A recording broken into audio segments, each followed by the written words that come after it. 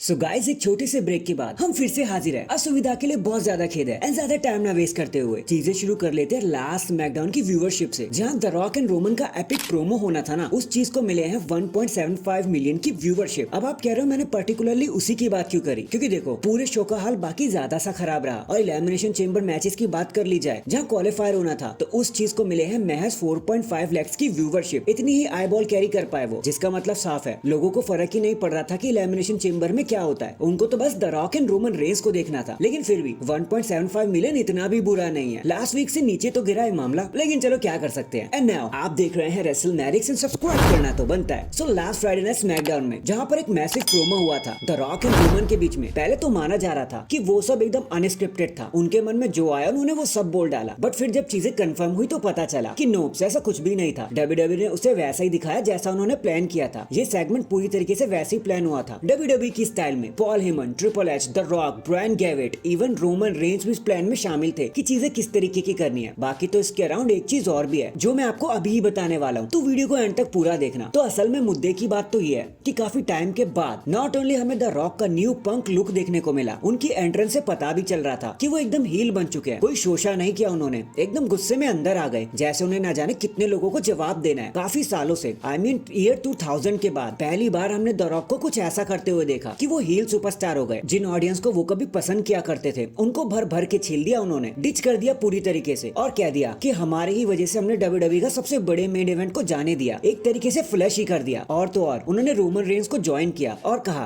कि blood line is cooking. ऐसे कठोर वर्ड्स को उन्होंने यूज भी किया अपने मैसेज में। तो अब इससे चीज तो क्लियर है कि डब्ल्यूडब्ल्यूई द रॉक को खुद जानबूझकर रोमन रेंस के साथ रखने वाली है, ताकि उनको ज्यादा से ज्यादा आई बॉल मिल सके और लोगों को ऐसा लगे कि अल्टीमेटली होने क्या वाला है। बाकी हाँ, इस चीज के लिए तो हम भी कंफ्यूज है भाई कि एंड में द रॉक को आखिर चाहिए क्या। देखो इसको लेकर एक न्यूज ये भी है कि ओल्ड मैन मार्क हेनरी एकदम सही थे जब उन्होंने ये कहा था कि कोडी रोड्स इस साल नॉट ओनली मैच को जीत जाएंगे, द रॉक के थप्पड़ का जवाब भी दे देंगे बेल्ट को जीतकर, बल्कि द रॉक तो कोडी रोड्स के हाथ को ऊपर भी रेस करेंगे और बता देंगे कि फाइनली कोडी रोड्स ने इतने हैवी आर्टिलरी के अगेंस्ट भी गेम जीत लिया, सब कुछ जीत लिया और अपनी स्टोरी भी खत्म कर दी एक एपिक एनकाउंटर में। और वैसे ही डब्ल्यूडब्ल्यूई रेसलमेनिया को प्रोमो भी कर रही है द बिगेस्ट रेसलमेनिया के नाम से, जहां पर सारा जोर Cody Rhodes and Roman Reigns के मैच पे दिखाया जा रहा है। अब देखते हैं फाइनली चीजें कैसे रहने वाली है और डब्ल्यूडब्ल्यूई इसको कितनी स्मूथली प्ले करेगी। In the end the best in the world CM Punk की हेल्थ अपडेट आ गई है। उन्होंने कुछ बातें बता दी अपनी हेल्थ के बारे में। सीन हुआ है UFC 298 में, जहां पर सीएम पंक खुद आए हुए थे। उन्होंने बताया कि देखो मैं जरा सा अजीब पर्सन हूँ।